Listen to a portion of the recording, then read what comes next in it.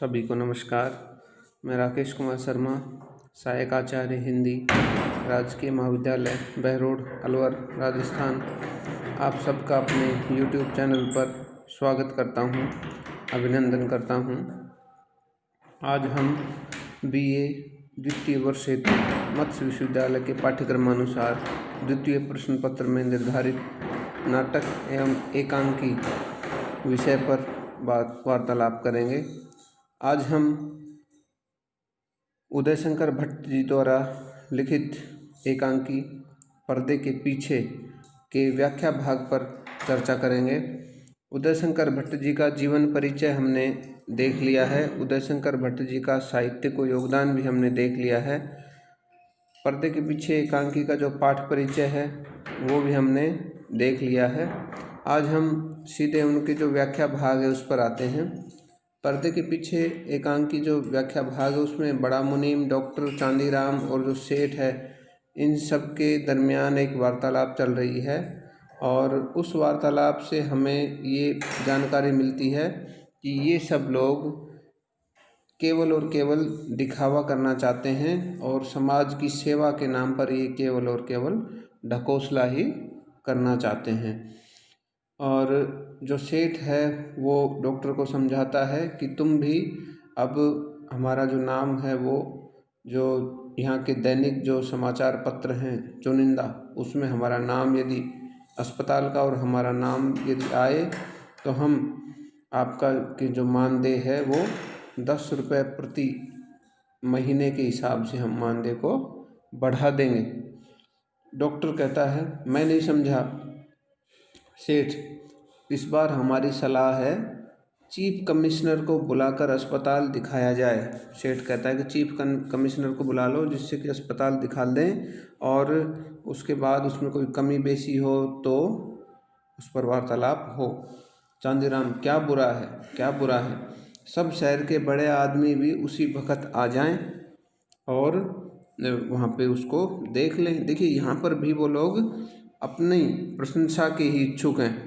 ये अस्पताल हमने बनवाए हैं तो हमारा नाम हर जगह होना चाहिए। बड़ा मुनीम आता हुआ, डॉक्टर साहब बुरा न मानो तो कहूँ, इस घर यानी सेठ के घर में किसी बात की कमी नहीं रहती।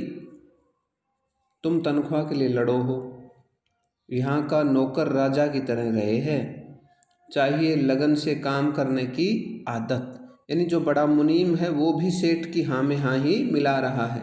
जैसे कि बड़े मुनीम को सेठ ने इस तरह से करने के लिए शायद कुछ ना कुछ धन उसको दे दिया हो। समझे, कुछ करके दिखाओ तो सेठ जी से कहने की ज़रूरत नहीं होगी। समझे, काका जी दयालु बहुत हैं, इन जैसा दयालु तो होना बहुत ही मुश्किल है। देख नहीं रहे हो, बिना ब्राह्मणों को भोजन कराए भोजन नहीं करते। देखिए ब्राह्मणों को भोजन कराने की बात यहाँ कह रहे हैं। ये क्या ब्राह्मणों को भोजन करा देने से सारे पाप नष्ट हो जाते हैं क्या? नहीं, ये सब तो ढकोसला है, आडंबर है और दिखावा मात्र है। यह दूसरी बात है कि वे घर के ही रसोइये हैं। सेठ मैं तो आज तुम्हारे 500 कर दूं, 500 का काम करो। सेठ कहता है कि मैं तो तुम्हें 500 रुपये दे दूं पूरे, 150 रुपये की जगह, लेकिन उतना काम तो करो। सेठ डॉक्टर मैं जी लगाकर काम करता हूँ, सिर्फ अस्पताल के बाद प्राइवेट प्रैक्टिस करता हूँ और जो काम कहिए करूँगा। भाई मैं भी तो मेरे बाल बच्चों की देखभाल के लिए मैं अन्य काम भी तो कर सकता हूँ। अस्पताल के बाद का जो समय बचता है उसमें मैं अपना काम करता हूँ। सेठ इन्हें समझाओ मुनीम जी, मैं अभी आया। भीतर की तरफ से मकान में चला जाता है। वृद्ध आंख मीचकर भजन करने लगता है। मुनीम और डॉक्टर बैठ जाते हैं। बड़ा मुनीम कहता है बात यह है, इस हाथ दे उस हाथ ले वाला काम है। यानी हम किसी का कोई काम करते हैं तो हमें भी उसके एवज में उसका कोई न कोई काम करके देना पड़ेगा। इस तरह का सिद्धांत ये सेठ लोग हैं, ये मानते हैं कि हमने किसी का काम किया है तो हमारा काम भी किसी को करके देना होगा, मुसीबत के वक्त या किसी भी वक्त। यहाँ तुम्हारी जान पहचान के बल्कि तुम्हारे ही एक रिश्तेदार इनकम टैक्स के अफसर हैं, उनसे कहो हमारे काम में कुछ रियायत करें तो सेठ जी तुम्हें भी देंगे और उन्हें भी कुछ दे देंगे। देखिए बड़ा मुनीम है वो अब अपनी जो असलियत है उस पर आ गया है कि सेठ ने उसे समझाया है कि इस डॉक्टर का जो रिश्तेदार है जो इनकम टैक्स डिपार्टमेंट में है उससे बात करे ये, और उस बात के द्वारा जो जितना भी हो सकता है जो भ्रष्टाचार जो इन्होंने किया है उसमें कम से कम जो रिश्वत हो सकती है वो सेठ को देनी पड़ेगी। उस जो रिश्वत है उसमें भी ये रियायत करे तो कहीं बात बने। तो इस तरह की बात वो उससे कहते हैं। चांदीराम, हम कुछ मुफ्त तो काम नहीं कराते, मामला अटक रहा है, चलो यही सही। चांदीराम कहता है हम मुफ्त में नहीं कराते काम भाई, हमारा तो मामला अटका हुआ है, वरना तो हम उसको पूछते ही नहीं। तो जो भी उसको लेना है जितने पैसे में वो कर सके तो वो पैसे हम देने को तैयार हैं। बड़ा मुनीम, बात को समझा करो, ये बातें खुलकर कही नहीं जाती डॉक्टर साहब, वरना कोई सुन लेगा तो दिक्कत हो जाएगी। डॉक्टर सोचता हुआ, हाँ है तो सही, मेरा एक रिश्तेदार जानकार मेरे साले के चाचा का मामा है, मैं आज ही जाऊंगा, देखूंगा और उससे बात करूंगा। डॉक्टर अपनी बात उनके सामने रख देता है।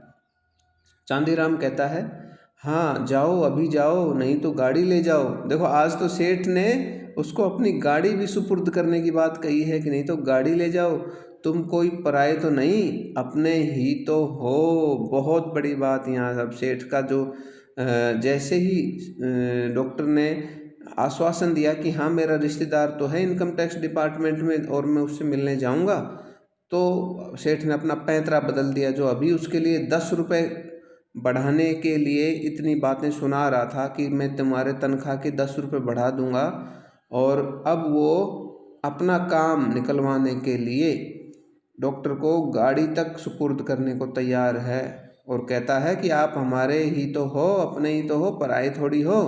दीनू ड्राइवर से कह दे गाड़ी तैयार कर लावे, और गाड़ी की तैयारी वो सेठ डॉक्टर के लिए तैयार करवा देता है गाड़ी। तो देखिए विद्यार्थियों, व्यक्ति का जो मिजाज है वो पल पल परिवर्तनशील है, पल पल में बदलता है उसका मिजाज। तुम भी जाओ मुनीम जी, राम राम राम, काम बनाओ पहले, 10 बढ़ जाएंगे पक्के रहे। और मुनीम जी को भी वो जाने की बात, अभी भी वही, पहले काम बनाओ फिर 10 बढ़ जाएंगे। केवल 10 रुपये बढ़ाने के लिए वो इतना जो प्रपंच है वो कर रहे हैं। बड़ा मुनीम, चलो फिर न जाओ आज अस्पताल, कंपाउंडर तो है ही, आओ चलें कि आज तुम अस्पताल भी मत जाना, कंपाउंडर ही आज अस्पताल की देख रेख कर लेगा। चांदीराम, हाँ जाओ बेटा जाओ, अस्पताल की क्या बात है, काम होना चाहिए। बुड्ढा उठकर भीतर चला जाता है। डॉक्टर और मुनीम भी बाहर चले जाते हैं। मुनीम आपस में बातें करते हैं। रामधन, हाँ बोल न, और आगे। रामधन कहता है, घीसालाल बस अब नहीं, थक गया मैं तो। यानी वो दोनों, रामधन और घीसालाल, बही खातों का जो काम है वो कर रहे हैं और आपस में एक दूसरे को बोल बोल कर काम कर रहे हैं। तो एक रामधन कहता है कि बोल आगे बोल कि हिसाब में क्या लिखना है। रामधन कहता है, मालूम है मुनीम जी क्या कह गए हैं, सारी रोकड़ आज ही उतारनी है, एक ही दिन में। घीसालाल, मुनीम जी का तो 1 आना हिस्सा है, हम क्यों मरें, 35 रुपये मिलते हैं, वे भी सूखे। अब मैं नहीं कर सकता, वही पटक देता है एकदम से। वो थक जाते हैं बेचारे, बिल्कुल चूर हो जाते हैं, सुबह से काम में लगे हुए हैं। रामधन, काका जी आते होंगे, देखेंगे कि चला गया घीसालाल तो शामत आ जाएगी तेरी। घीसालाल कड़क कर, शामत क्यों, क्या काम नहीं करा जो शामत आ जाएगी। सुनो मुनीम जी, इतना ब्लैक से कमाया सेठ ने, हमको क्या मिला, एक कुर्ता एक धोती और 10 रुपये बस।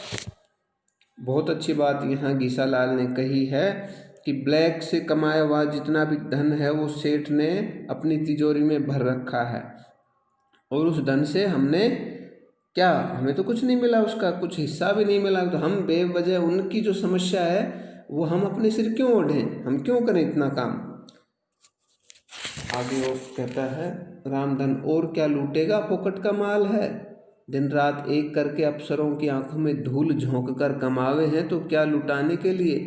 देखिए विद्यार्थियों, ये आपको देखनी पड़ेगी, यहाँ ये व्याख्या बहुत महत्वपूर्ण हो जाती है, ये पंक्तियाँ। और क्या लूटेगा, फोकट का माल है। दिन रात एक करके अफसरों की आंख में धूल झोंक कर कमावे हैं तो क्या लुटाने के लिए। यानी अफसरों की आंख में धूल झोंक कर कमाने का अर्थ ये हो गया कि जो सरकारी नुमाइंदगी है और जो सरकारी कार्यालय हैं, जितने भी अफसर हैं, उन सब की आंखों में धूल झोंकना, यानी यहाँ भ्रष्टाचार फैलाने का पूरा जिम्मा इन सेठ और उसके चाचा काका का है। घीसालाल तो तुम्हारा पेट भरे तो तुम करो, मुझसे तो जितना होगा करूँगा। इतनी मुसीबत है, गुजारा तो होवे नहीं है। मंदा है, नहीं तो फाटके में से ही कुछ मिल जाता। रामधन, फाटका मत खेला कर, घिसा पीसा बरामद होवे है। मैं तो पिछले महीने 400 भर चुका हूँ।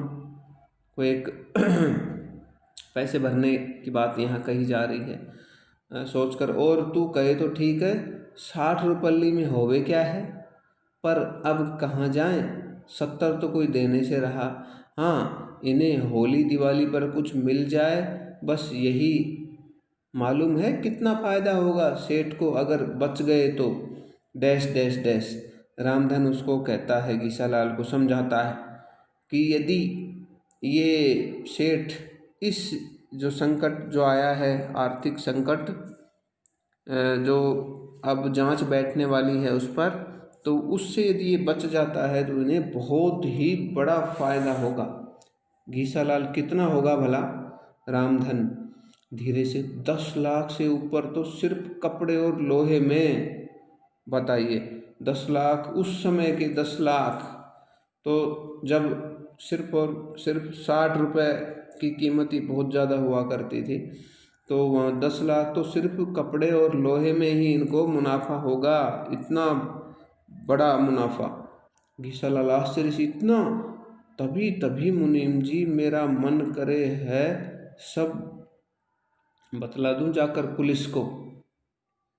रामधन, पागल हो गया है घीसालाल, ऐसा नहीं करते। जिस हांडी में खाना उसी में छेद करना धर्म नहीं है अपना। ये बात रामधन उसको कहता है। घीसालाल क्रोध से, तो बेईमानी करना धर्म है क्या। विद्यार्थियों, ये व्याख्या के लिए अच्छी लाइनें हैं, इसको आप अच्छे से देखना। तो बेईमानी करना धर्म है क्या, सरकार को धोखा देना, लोगों को लूटना क्या धर्म है।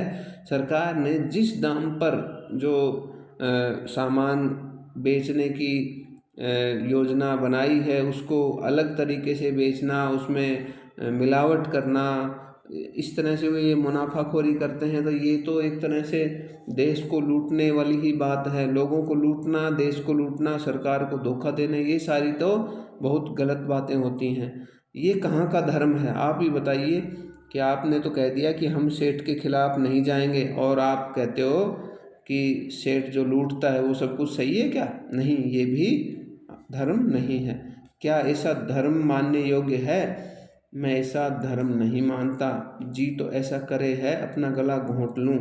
4 महीने से घरवाली बीमार है, और वो अपनी पत्नी की बीमारी का हवाला देता है। उसकी दवा दारू को पैसे नहीं हैं। माँ पिछले दिनों जीने से गिर पड़ी, उसका पाँव ठीक नहीं होवे है।